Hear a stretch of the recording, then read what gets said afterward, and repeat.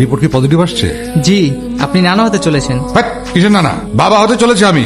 গাধা কোথাকার। তুমি একটু ওইদিকে যাও তো। শফিক সাহেব, আপনার স্ত্রীর তো একটা কমপ্লিকেশন আছে।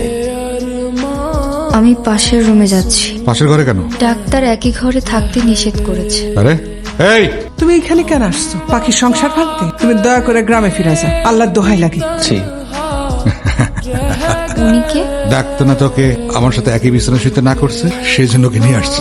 এগুলো আপনি কি বলছেন? মারবো এক থাপ্পড়। আমার সাথে তেজপাতি করলে আমি এইভাবে শিক্ষা দিই। এখন থেকে আমি যা ইচ্ছা তাই করে বেড়াবো, তুই করে চায় চায় দেখবি। আপনার মেয়ে আমার অনুমতি ছাড়া আমার বাড়ি থেকে যাই কিভাবে? আমি করিমরে পাঠাচ্ছি, ওদের এক্ষুনি চলে আসে। আমার মেয়ে যাইব না। আপনি কি আপনার মেয়ের তালাক নিতে চান? প্রয়োজনে তালাক নিন, তারপরও আমার মেয়ে ওই নরকে যাইব না। আপনি কি ভাবছেন আমি ছেড়ে দিব? আমার ক্ষমতা সম্পর্কে আপনার কোনো ধারণা আছে?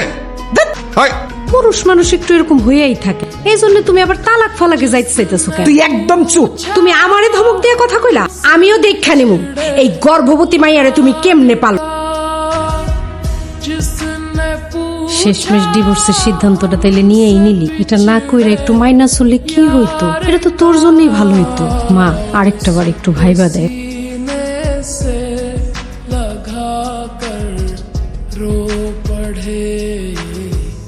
বুবু, একটা খুশির খবর আছে। পাখির জন্য একটা ছেলে ঠিক করছি, খুব ভালো ফ্যামিলি। আমি ওগরে না ছবি পাঠাইছিলাম, পাখি ছবি দেখে তো খুব খুশি। ওরা বিয়া করতে চায় পাখিরে। পরিরে মাইনা নিব? পরের কথা আমি ওগরে বলি নাই, বলছি যে ওর কোনো সন্তান নাই। পরের কথা শুনে শুনে কতগুলি বিয়া ভাঙা গেছে। এখানে বিয়ে হইলে পাখি অনেক সুখে থাকবো। পরের কথা কইতাছো? পরের সমস্যা কি? তুমি আছো, আমি আছি, আমরা সবাই পরিরে দেখমু, পরিরে পালমু, সমস্যা নাই তো। মা, এসব তুমি কি বলছো? আমি পরীকে ছাড়া থাকতে পারবো না, আমি এই বিয়ে করবো না। পাখি পরি আমার কাছে থাকবো, আমি ওরে মানুষ করব, তুই মাঝে মধ্যে আসে দেখে যাবি। সারাটা জীবন দুজনে কষ্ট করবি, বিয়েটা করলে তোর ভবিষ্যৎ ভালো হইব। পরি তো আমার কাছে থাকবো, আমি কি তোর মায়ের অযত্ন করব? তুই না করিস না, আমি তোর মায়ের ধরি। মেয়ে আমাদের পছন্দ হয়েছে।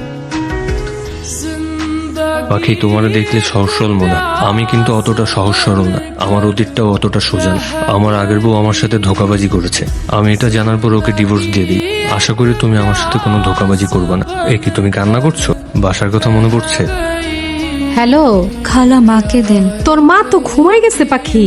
সত্যি ঘুমিয়ে গেছে? তো আমি কি মিথ্যা কথা কইতাছি তোর সাথে? শোন পাখি, এইভাবে যখন তখন কিন্তু তুই ফোন দিস না। ওরা যদি একবার সন্দেহ করে তাহলে কিন্তু মনে কর সবকিছু খারাপ হয়ে যাবে। এখন রাখি। কি ব্যাপার, কোনো সমস্যা? বাড়িতে তো কথা হলো, এবার হাসো। পাখি কি কইলো? আমাকে সবার খোঁজ খবর নিল আর বলছেও খুব ভালো আছে। তুমি তো শুধু শুধুই চিন্তা করো।